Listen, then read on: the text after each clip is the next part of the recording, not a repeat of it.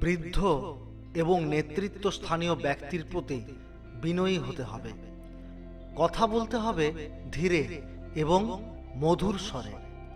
জীবনযাপনের ধরন এমনই হতে হবে যাতে যে কোনো কাজে এবং ব্যবসায় সফলতা আসে। অস্থির মনকে শান্ত করুন। মন শান্ত হলে তবেই প্রকৃত বন্ধুকে চেনা যায়। অন্যের আনন্দে যারা দুঃখ প্রকাশ করে তারা কোনো দিনই সুখী হতে পারে না। মনে তৃপ্তি না থাকলে কোনো কাজেই সফল হওয়া যায় না। চাণক্য মতে রাগ হলো আমাদের সবচাইতে বড় শত্রু। কারণ ক্রোধান্বিত অবস্থায় কোনো সিদ্ধান্তই সঠিকভাবে নেওয়া সম্ভব হয় না। রাগত অবস্থায় কোনটি ভুল ও কোনটি ঠিক তা স্পষ্টভাবে স্থির করা যায় না। কখনোই অন্ধভাবে বিশ্বাস করে নিজের সবচাইতে বড় গোপনীয় কথাটি কারো কাছেই ব্যক্ত করা উচিত নয়।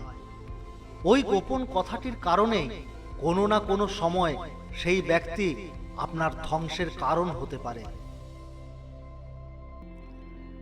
যে জীবন আমরা পেয়েছি তা খুবই ছোট। আমরা আমাদের ভুল থেকেই শিক্ষা নিই। সুতরাং একজন ব্যক্তির উচিত নিজের ভ্রান্তির প্রতি মনোযোগী হওয়া। সেক্ষেত্রে প্রতিটি ভুল থেকে মিলবে শিক্ষা। বাস্তব জীবনের অভিজ্ঞতা থেকে পাওয়া শিক্ষার কোনো বিকল্প হতে পারে না। প্রয়োজনের চাইতে বেশি দৃঢ় মনোভাব পোষণ করলে সমগ্র বিশ্বই আপনাকে বোকা বানাবে। অরণ্যের মধ্যে সবচাইতে সোজা গাছটি কিন্তু আগে কাটা পড়ে। কখনোই লোভের দ্বারা পরিচালিত হওয়া উচিত নয়। লোভের বশবর্তী হলে বারংবার ভুল পদক্ষেপ নেওয়ার আশঙ্কা বাড়ে।